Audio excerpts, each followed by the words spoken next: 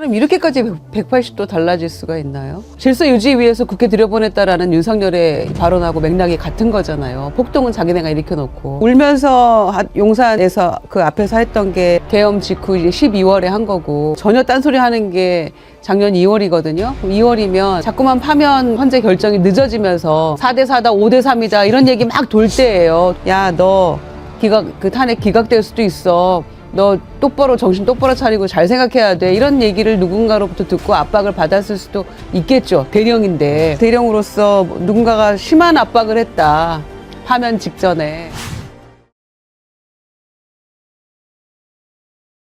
드디어 이제 윤상현이가 걸려든 것 같습니다. 공수처가 윤상현 의원에 대해서 강제수사 착수했다라고 하는데 박영식 연카님 어떤 혐의죠? 예, 그 윤상현 의원 같은 경우에는 그 무상 홍보 영상을 제공받았다라는 지금 의혹을 받고 있는 상황이거든요. 그래서 공수처가 원래 윤상현 의원 같은 경우에는 과거에도 사실은 특검 수사 사안에 대해서 요리조리 좀 빠져나가는 모습이었는데 고위공직자 범죄수사처인 공수처가 윤상현 의원에게 공짜로 홍보 영상을 만들어서 제공했다라는 의혹을 받고 있는 인천 소재 홍보업체에 대한 강제 수사에 들어간 것입니다. 이것도 이제 정치자금 부정수수 의혹으로 이제 속할 수 있기 때문에 그래서 홍보업체하고요 인천광역시의 구의원도 좀 관련이 있는 것 같아요. 그래서 여기 사무실을 오전에 압수수색을 했었고요.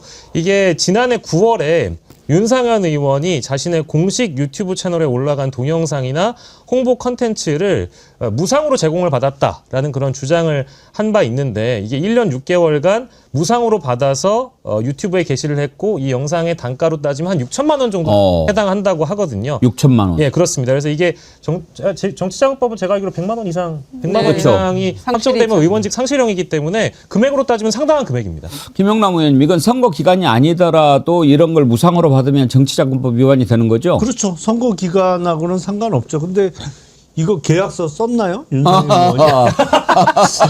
그 우인성 판사 논리대로라면 계약서 안 썼으면 이거 죄 안 되는 거 아니에요? 무죄인데. 그러니까요. 근데 기간도 겹쳐요. 2023년부터 2024년 사이에 이렇게 지금 무상으로 영상을 받은 거라서 총선 때 겹칠 수도 있거든요. 근데 계약서 없으면 무죄죠. 주장할 수도 있겠네요. 예, 이걸로 이제 조사해 보면은 뭐 나오겠지만 다 똑같은 반응이 드디어 걸렸다 이런 거예요. 그러니까 막 여리저리 빠져나가는 것 같은데 김영남 의원님 오셨으니까 한번 물어봅시다. 우인성 판사 그 판결을 아무리 이렇게 읽어보고 들어봐도 저는 논리적으로 연결이 안 되는데 그것도 따지고 보면 이건 작심하고 내가 봐줘야 되겠다 이렇게 마음 먹고 쓰지 않으면 쓸 수 없는 거라고 봤거든요. 어떻게 생각하세요? 그러니까 상당한 기교를 부린다고 생각을 한 것 같아요. 본인 입장에서는 이렇게 저렇게 단편적인 논리를 갖고 구성을 해놨는데 전체적으로 보면 말이 안 되는 거예요. 이게 말이 안 돼요. 말이 안 되잖아요. 그래서 아니 유죄 증거가 돼야 될 게 무죄 증거라고 거기 적어놓고 그래서 이 보면 판사들 중에 그래도 머리가 잘 돌아간다는 사람들이 대법원 재판연구관을 갔다 오는데 이 우인성 판사도 재판연구관 출신이거든요.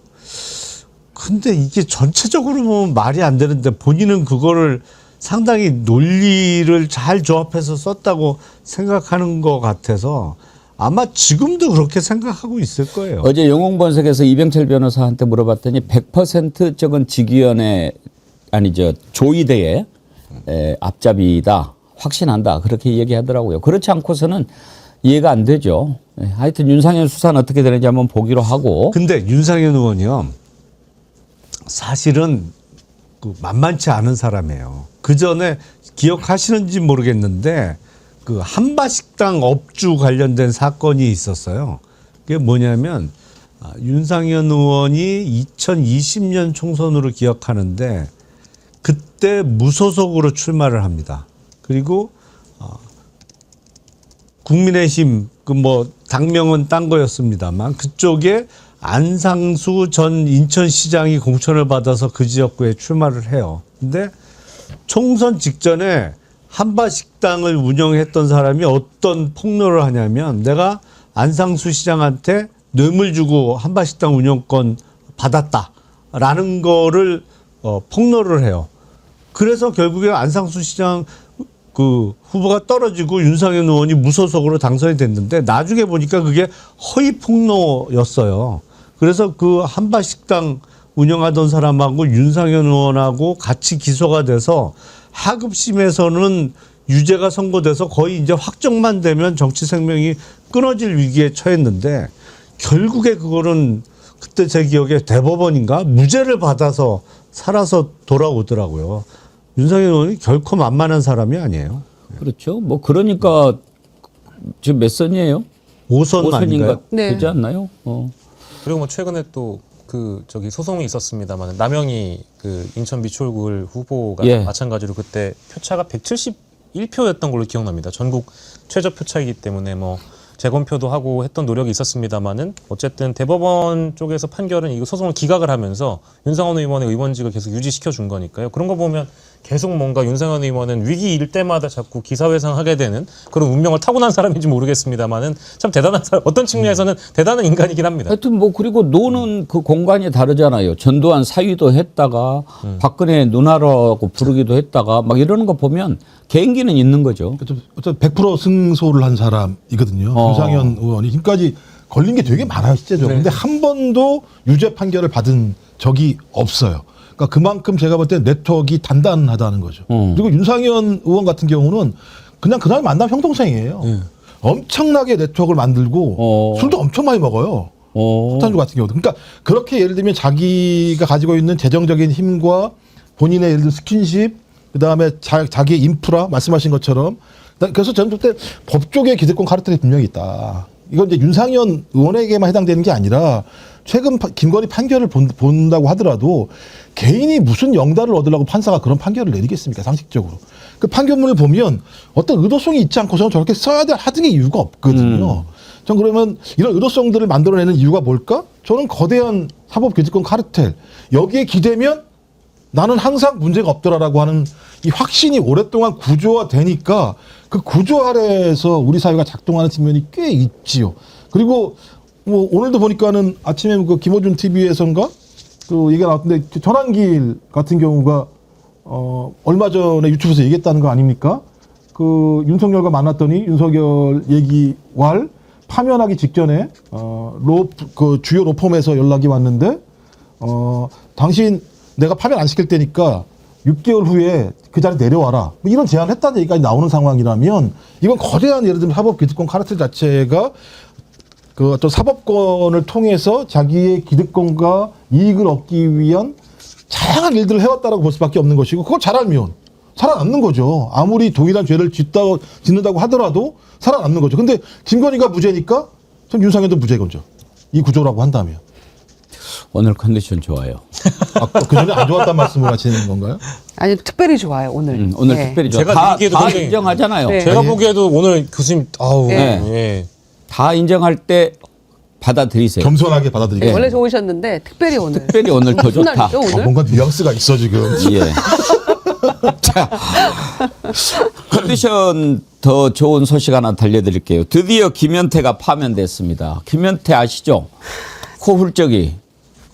저는 이것도 미스터리예요. 이것도 한번 반드시 따져봐야 되는데 도대체 무엇 때문에 얘가 돌변을 했을까?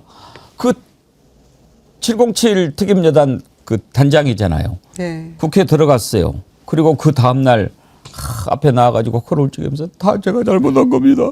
우리 부하들은 죄가 없습니다. 그랬다가 나중에 완전히 딴소리를 했어요. 그 180도 달라진 것 두 모습을 한번 보시죠. 저는 무능하고 무책임한 지휘관입니다.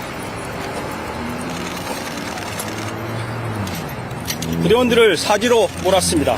후문과 정문에서 몸싸움을 지시한 것도 저희고 부대원들이 들은 수없이 많은 폭행과 폭언 욕설에 대한 마치 저희를 이용해서 폭동을 일으키려는 그런 느낌이 받았습니다. 자, 이것도 한번 오늘 참 여러분들은 너무 어려운 주제를 많이 드려서 죄송합니다. 박영기 정카님, 예. 뭐 때문에 달라졌을까요? 아, 저도 참 그게 의문이긴 합니다만은 일단은 계엄이 실패하고 나서는 자신이 그 눈물의 기자회견을 통해서 마치 그 부대원들을 가장 가까운 지근거리에서 걱정하고 우려하며 책임을 지는 어떤 상관의 모습을 보여주면서 이 책임을 좀 감면받으려고 했던 것 같습니다. 근데 이 사람의 마음이라는 게 그때 당시엔 갈 때 같아서 그 임박한 시기엔 그럴 수 있겠습니다만은 뭔가 시간이 점차 흘러가면서 윤석열의 이 파면이 아니라 이 탄핵 기각 가능성을 혹시나 이 양반이 짐작했던 것은 아니었을까. 그래서 이 헌법재판소의 이 증인으로 나왔던 과정이라든지 각종 재판에서도 자신의 입장을 180도 돌변해가지고 입장을 선회했던 건 아닐까. 그런 저는 예측을 좀 해봤습니다. 사람이 달라지는 데는 여러 가지 이유가 있는 거거든요. 뭐 개인의 욕심도 있고 또는 우리가 영화 같은 거 보면은 뭔가 인질이나 볼모로 잡혀가지고 어쩔 수 없이 하는 경우도 있고. 김유정 의원님, 네. 뭐 때문인 것 같습니까? 저도 비슷한 생각인데요. 아니, 사람이 이렇게까지 180도 달라질 수가 있나요? 이건 마치 질서 유지 위해서 국회 들여보냈다라는 윤석열의 발언하고 맥락이 같은 거잖아요. 폭동은 자기네가 일으켜놓고. 근데 아까 울면서 용산에서 그 앞에서 했던 게 계엄 직후 이제 12월에 한 거고, 그 다음에 전혀 딴소리 하는 게 작년 2월이거든요. 2월이면 자꾸만 파면 그 헌재 결정이 늦어지면서 4대4다, 5대3이다 이런 얘기 막 돌 때예요. 돌이켜 보면. 그러니까 야, 너 그 탄핵 기각될 수도 있어. 너 정신 똑바로 차리고 잘 생각해야 돼. 이런 얘기를 누군가로부터 듣고 압박을 받았을 수도 있겠죠. 대령인데. 그렇죠. 사령관들도 엉뚱한 얘기하고 그 난리 치는 거 저희가 다 목도를 했잖아요. 그러니까 대령으로서 누군가가 심한 압박을 했다. 파면 직전에. 그런 생각이 드네요. 저도. 바바님, 안기령 대변인 영상 없었으면 어쩔 뻔했어. 아이고, 무슨 말씀이세요? 이것도 그렇게 이야기했어요. 고도로 훈련을 받은 아주 스킬인가 뭐 테크닉인가 뭐 그런 이야기를 했어요. 그러니까 안기령 그 대변인인가 부대변인인가가 지금 완전히 블랙요원의 실력으로 그냥 총기를 이렇게 압수해서 역공을 취하려고 했다고 그렇게 얘기를 한 거예요. 총기를 탈취하려고 했다던가 예. 그런 얘기했죠. 김현태가 왜 이렇게 돌변했는지를 알아보고 있는데 오늘 컨디션 좋은 김종원 원장님 맨 마지막에 듣기로 하고 김용남 의원님은 어떻게 분석하십니까? 김현태 대령뿐만 아니라 당시 한덕수 권한대행을 비롯해서 국민의힘의 여러 중진 의원을 포함해서 저들을 설득한 분명히 시나리오가 있어요. 그러니까 윤석열 생환 시나리오가 분명히 있었을 거예요. 근데 그게 들어보니 그럴듯해. 그리고 그렇게 될 거라고 생각을 한 거예요. 그러니까 김현태 대령도 저기서 눈물의 기자회견을 했다가 태도가 돌변했고 한덕수 당시 권한대행도 비상계엄 실패한 이후에 국회에 나와서는 90도로 잘못했다고 절했어요. 그러다가 나중에 태도가 바뀌었잖아요. 그리고 국민의힘 소속 의원들이 무슨 윤석열과의 의리 때문에 한남동 가서 수호 집회 한 게 아니에요. 절대로 그럴 사람들이 아니에요. 이건 이렇게 하는 게 나한테 이익으로 돌아온다는 믿음 때문에 그런 행동에 나섰던 것인데 그들이 충분히 설득당할 만한 윤석열이 생존해서 다시 집권한다는 시나리오가 있었던 것이고 그거에 이제 넘어간 거죠, 다들. 예, 자, 다들 아주 분석을 잘 해주셨는데 오늘 컨디션 좋은 김종국 원장님 분석 기대가 됩니다. 매우 부담스러운데요. 저는 12월 4일에 주목합니다. 저는 그게 아직까지 열리지 않은 판도라의 상자라고 생각을 합니다. 12월 4일 날 법조 5인 4인방 플러스 1이 모여서 그때부터 소위 탄핵을 하지 말아야 될 논리적 근거, 내란이 아니라는 논리적 근거가 나오기 시작합니다. 뭐 고도의 통치행위 어쩌고저쩌고 나오기 시작을 하고요. 갑자기 김용현이 스스로 자진해서 출두합니다. 근데 출두하기 전에 전화를 받았다고 얘기하는데 전화 받은 데가 한남동 지역 기지국이었어요. 전 그렇다면 대통령실 차원의 내란 세력들이 전체적인 플랜을 짜고 그 플랜에 입각해서 김영현을 보냈을 거다. 그럼 김영현을 왜 보냈을까? 제가 볼 때는 일단 1차는 탄핵을 저지한다. 2차는 탄핵을 저지하고 난 다음에 그 다음에 수사 자체를 갖다가 하지 못하도록 검찰이 공수처에 그 수사를 떠넘긴다. 이런 플랜들이 좀 마련된 것 같아요. 근데 이 플랜이 실패했지 않습니까? 전 2차 플랜이 한덕수를 통해서 헌재를 작동하지 않게 한다. 헌재를 작동하지 않게 하면 파면을 막을 수 있다. 저는 이런 내용들을 가지고 당연히 주요한 진술자들에게 저는 요 라인들이 다 작업을 했을 거라고 봐요. 이건 추정입니다만.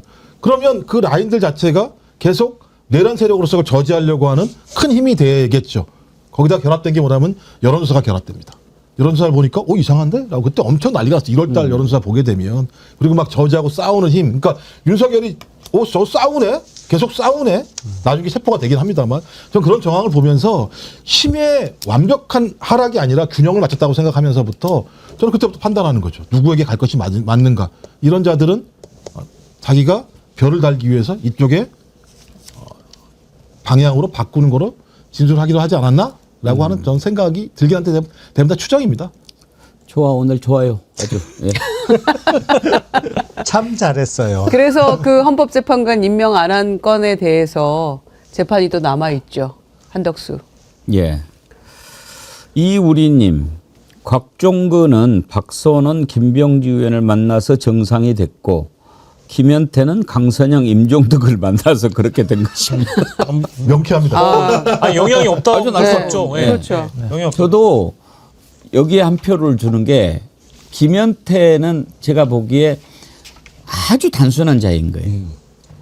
그래서 그 다음날 그 실패로 돌아가고 아침에 코 울적일 때는 아마 누가 시킨 것도 아닐 거예요. 본인이 그냥 한 거야. 내가 이렇게 해야 돼. 근데 내가 책임을 다 뒤집어 써야 돼. 그래야 지휘관의 자세야. 딱 그랬는데. 너 미쳤냐? 들어와. 너 이거 끝난 거 아니야 이놈아. 그러면서 딱 그림을 그려준 거죠. 이게 임마 이렇게 돼가지고 나중에 이렇게 가게 돼 있어 임마. 머리 썩은 놈. 이렇게. 그러네. 이제 잘못했네요. 그래가지고 이제 이렇게 된 거예요. 근데 나중에 보니까 오메 요거 아니거든. 다시 돌아와야 되는데 그거는 이제 돌아올 수가 없는 거죠. 너무 많이 가버렸고 돌아오라고 한 사람도 없고 그래서 이렇게 망해버린 게 아닌가. 이런 자들은 단순한 자는 단순하게 생각을 해줘야지 너무 어렵게 생각할 것도 없어요. 또 하나는 본인이 예. 해외로 나가는 플랜이 거래가 됐죠. 그렇죠. 그때. 예. 그런 것도 걸려 있죠. 파키스탄인가 어디 뭐 네네. 보내준다고. 그런 것도 걸려 그러니까 이제 있겠죠. 너 인마 이렇게 하면 이렇게 해주고 그랬는데 뭐 이제 파면 진작 파면했어야죠 뭐 저기 이런 걸 뭐라고 그래요? 이의제기 했다고 그러던데. 예. 보통은 이제 소청 예. 심사를 늦죠. 예, 공무원이니까. 예, 예. 그래서 파면했는데 나는 뭐 내란에 깊숙이 관여한 자가 뭐가 직접 들어가서 국회 문 부순 게 707 특임단 아니에요? 들어갔어요. 네. 깨고 들어간 사람 중에 예. 하나예요. 주요 임무 종사 혐의로 지금 저기 되는 거니까요.